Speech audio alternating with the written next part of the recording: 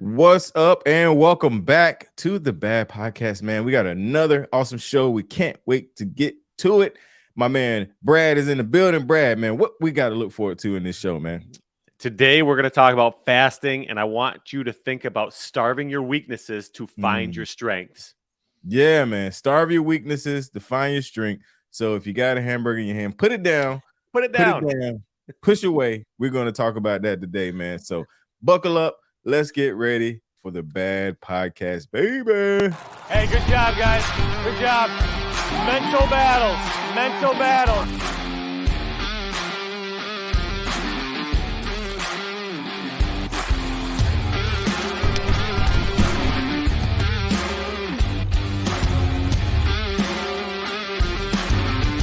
Hey, man. E2M for life, baby.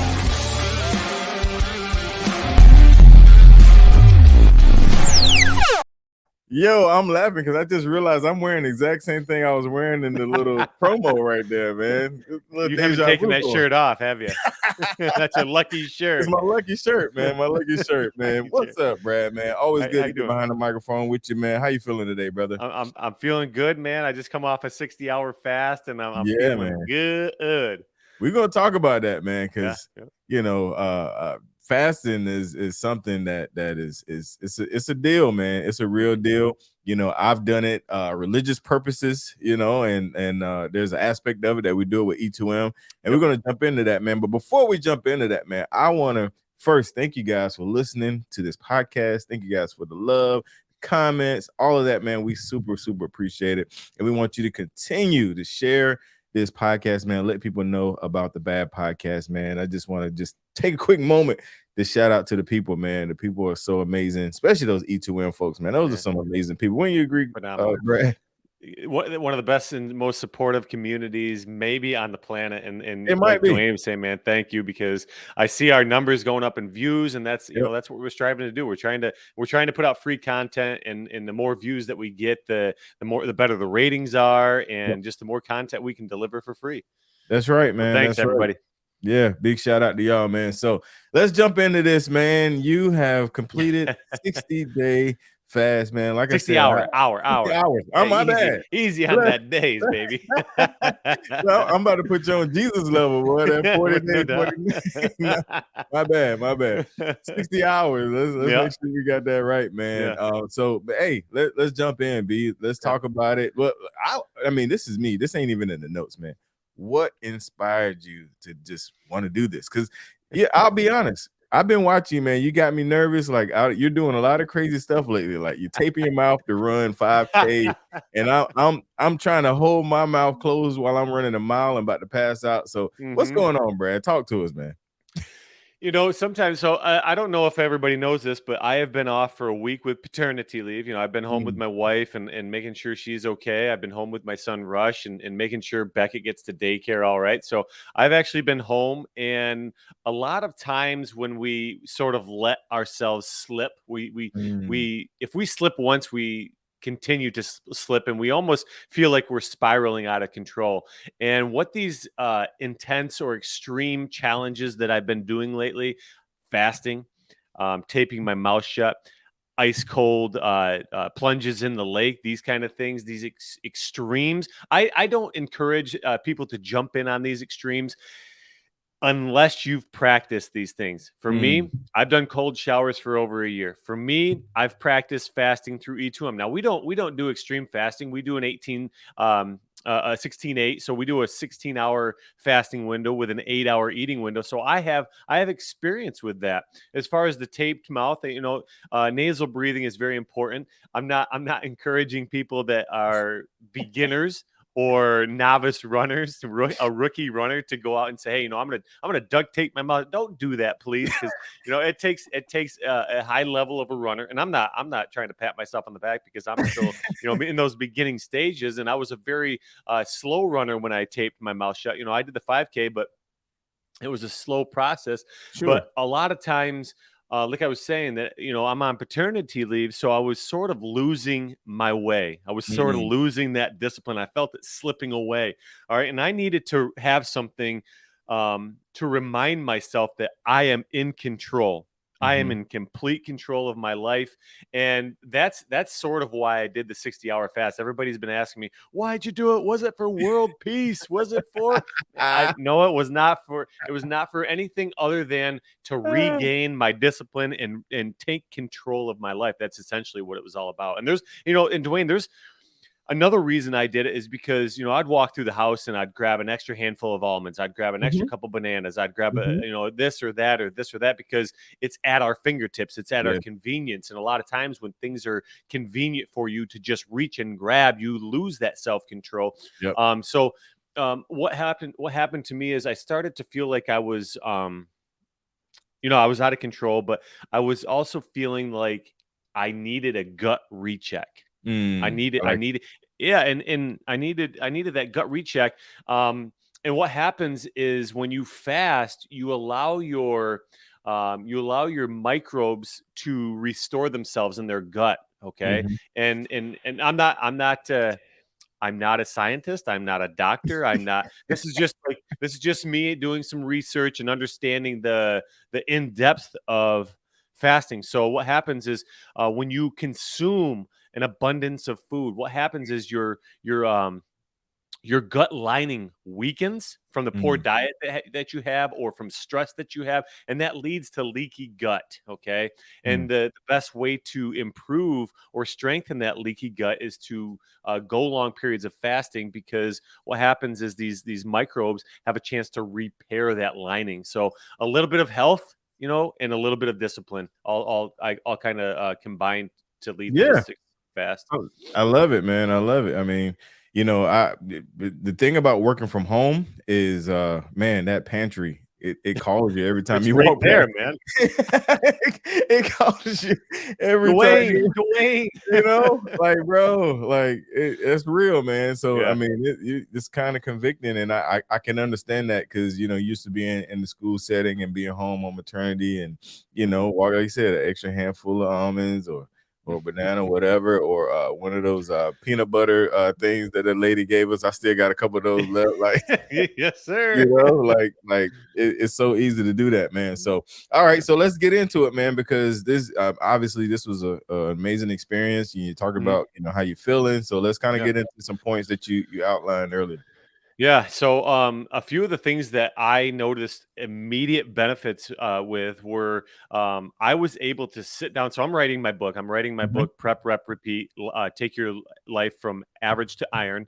And I was able to sit down and I had so much mental clarity. The mental clarity hit probably about 36 hours in. And I Mm, sat down, man, and just everything was clicking for me. Like, just it felt like my mind was firing on all cylinders. So mm. I sat down and I was able to concentrate on my book, and I wrote several pages, several chapters.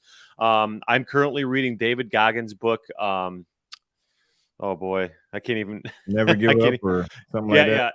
yeah, never give up. And so I was able to sit down. Speaking of that mental clarity, I broke my fast this morning at 10 a.m. So clarity, boom, gone. So back to normal life here, Dwayne. What's that thing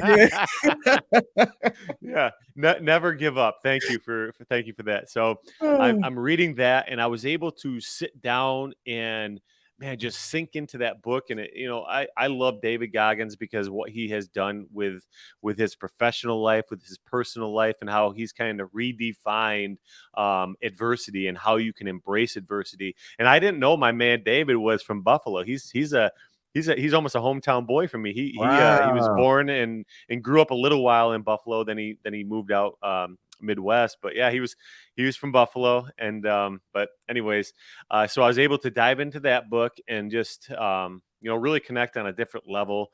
I Every day I do push-ups. And every single 8-week challenge that we do for E2M, I start with 40 push-ups, and I increase one push-up every day, and I'm up to, I don't remember, 50-ish. And every day I remind myself to do these push-ups, and I get to about 85 to 90% of the way done, and I feel completely drained. Yesterday, as Sunday, and the previous day, Saturday, I hit 40. wasn't tired. I hit 45, wasn't tired. Hit 50, no fatigue. Hit 55, Mm, kept going. Hit 60, hit 65. I was up at 70 having no issues. So I don't know. I mean, I know there's some kind of association there. There's some kind of link. I don't know what it is, but right. I'm telling you, I had so much more strength than I ever thought I was capable of tapping into ever again. Wow. So that I did a 5K on the tread, sub 23 minutes, and I was just cruising. I finished up with like 10 or 15 sprints to get me to my 5K time under 23 minutes. Wasn't tired even one bit, and that was at over 48 hours of fasting. Wow. Um, and everybody thinks that they know everything, right? Of So course.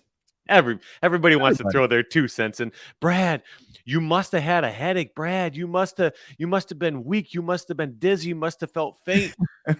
Nah, nah, nah, nah, nah. Right. No, no, I felt really good. And I think a lot of times it's one of those mental things where we psych ourselves out. And as Yes. as as soon as I start doing one of these extreme things, jumping in ice cold water, taping my mouth shut, fasting for a long period of time, the first thing that we tell ourselves is, oh, be safe. Mhm. Safe Mhm. doesn't take us anywhere, Dwayne. Mhm. Safe Mhm. doesn't take us anywhere. We have to start taking more risks, baby. Right. That's Right. no, that's how you get a full experience out of life is taking risks. And this was a calculated risk, but this was a risk that I was willing to take. And you know what? It paid off for me. I received a lot of benefits from this, and I'll definitely do it again. I want to start Right. implementing this to my life. Maybe once a month. I want to do a Mm. 48-hour fast once a month. I felt phenomenal, Dwayne, and I can't wait to do it again already. Wow. So, the funny thing is the naysayers or people asking about the headache and dizziness, which that probably happens in like the earlier hours, Sure. Yeah. and when that happens, a lot of people get scared and back Hmm. out, and Bail. they don't push forward. Because like I said, I've done it before in the past, and there is that point where you like, man, is this the right thing to do? Yeah. Yeah. And then you start Googling and you become a, Hmm. a, a Google expert, and all Yep. of that. So, Yeah. but Dr. Google. exactly, man, exactly. And then, but like you mentioned, there's a point where you push past all of that and, and you experience the clarity. And Hmm. the strength thing is new to me. Like, Yeah. back when I was fasting, I wasn't even into fitness like that. So, like, Right. it What? was it was different. So that hearing Yeah. that strength thing really piqued my attention. What was you gonna say? Yeah. Well, what I was going to say is, you have done the fasting for the 16 hours and 8 for the 8-hour window when you first started E2M. You practiced fasting, and like you were saying, exactly what you were saying. You start pushing into that 16-hour window for the first time ever. Okay, this Mhm. is the first time you've ever tried fasting. Actually, I'm gonna pump the brakes for a second here. Okay, everybody thinks they need to eat breakfast. Okay, Right. break the Preach. word break the word down. Break fast. Yep. Break fast. You break your fast. Your fast can break at any time. That's right. Your breakfast doesn't have to be at 8 in the morning. Doesn't have to be at 7 in the morning. Doesn't have to be at 9 in the morning. Hey, get it up, baby. All right, now I'm on one. Now I'm on one, and I'm starting to Do get a it, little man. amped up because we especially the age and the time that you and I grew up, we were Right. told certain things. We need to have 3 meals a day. We need to Yep. eat breakfast, lunch, Yep. and dinner. It has to consist of this, that, and that. We Yep. need we need milk. We Yep. need milk for calcium. Strong bones.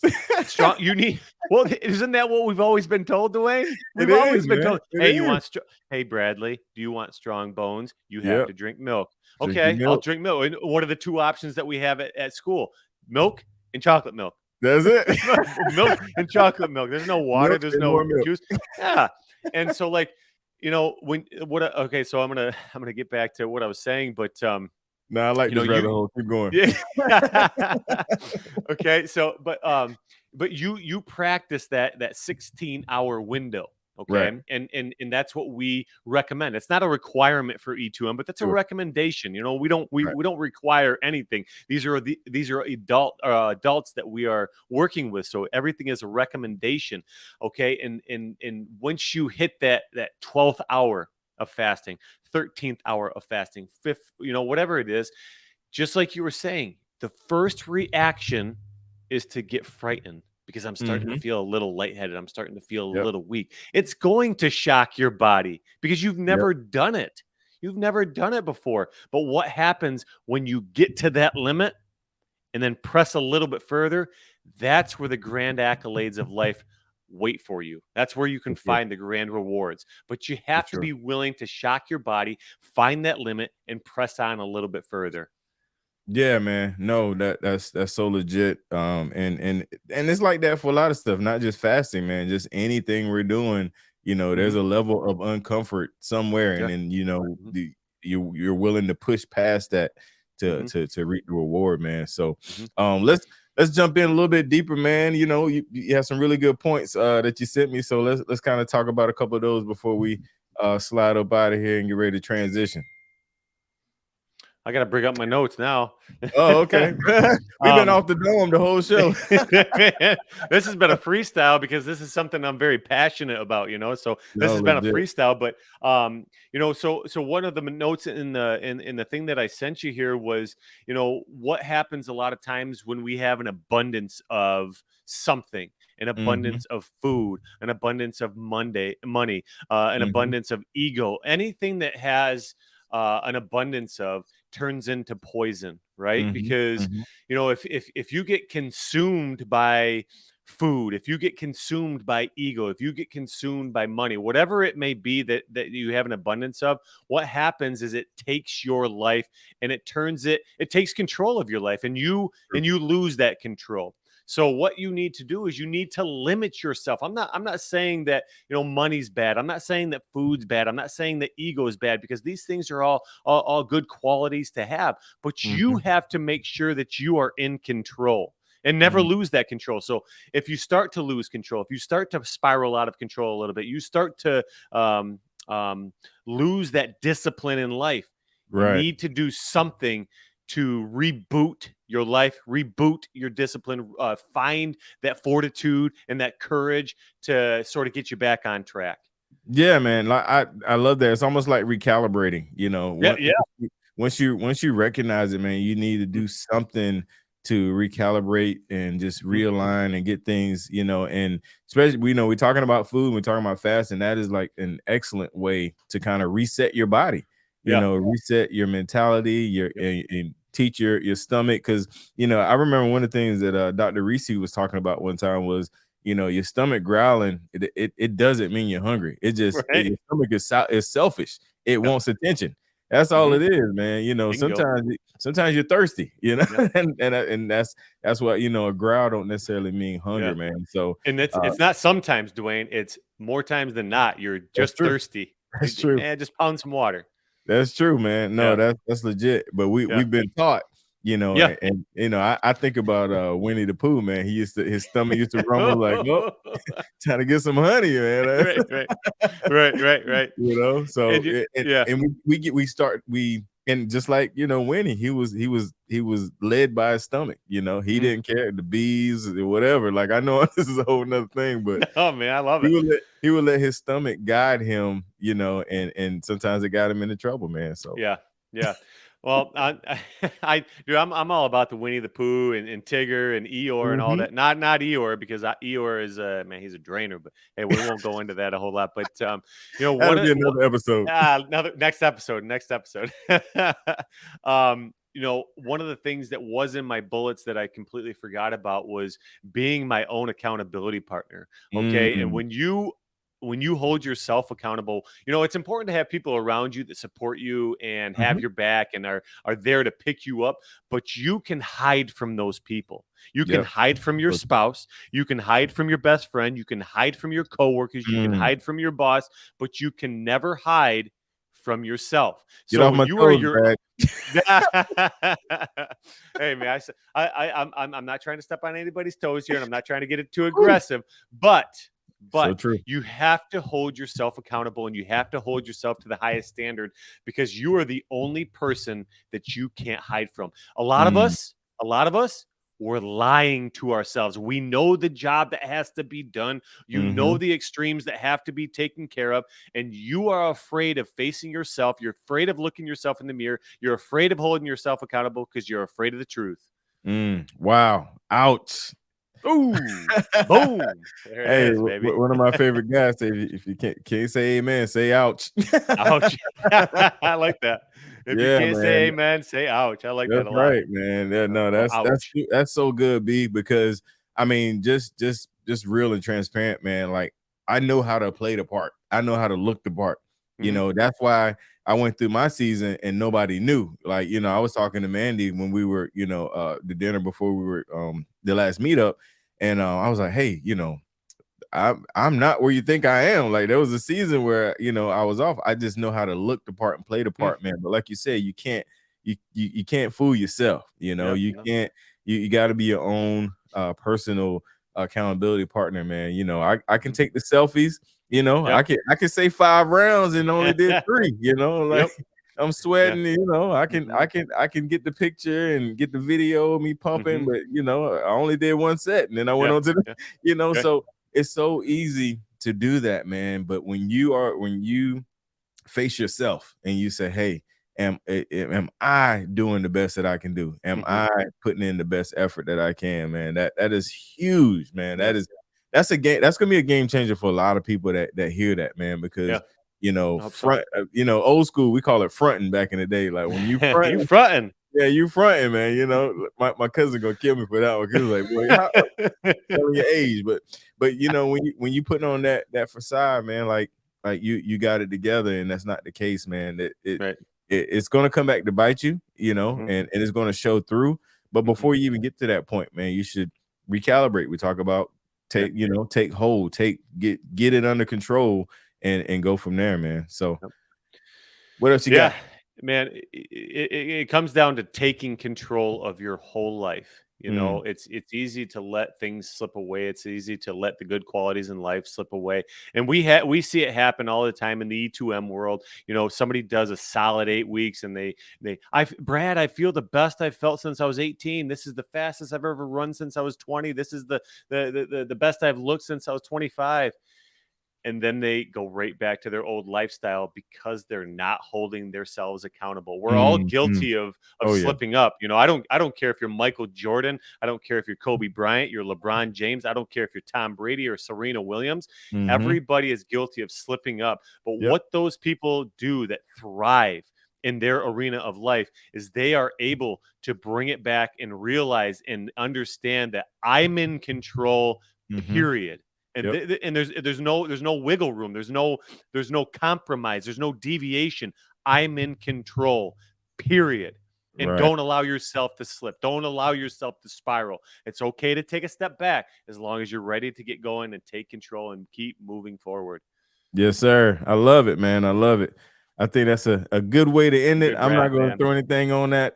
But we're going to get into our last segment that we know you waited for. The Hey. meat part is good, but we always have this last segment that we want to bring to you this week. Do you know? So this week, do you know comes on me again. We're going back and forth. And so mine, it isn't as exciting as the Mount Olive pickle thing. I hate to disappoint you, but so do you know that I am from a town in North Carolina called Turkey, Ah, North Carolina. That is that's an good. actual place. It is huge farmland. It has caution light. It doesn't have a stoplight. It used to have a post office, don't have one anymore. And there's a big sign that says "Welcome to Turkey." And my running joke is on the other side of that sign, it says "Thanks for coming" because it's that, that small. Oh man, I love that, dude. Yeah, man. So I Hey, I I rep Turkey everywhere I go, and when people like Turkey, like the country is like, nope, Turkey, North nope. Carolina, man. I So love that. I love that's it. that's Big the do you big know? city living.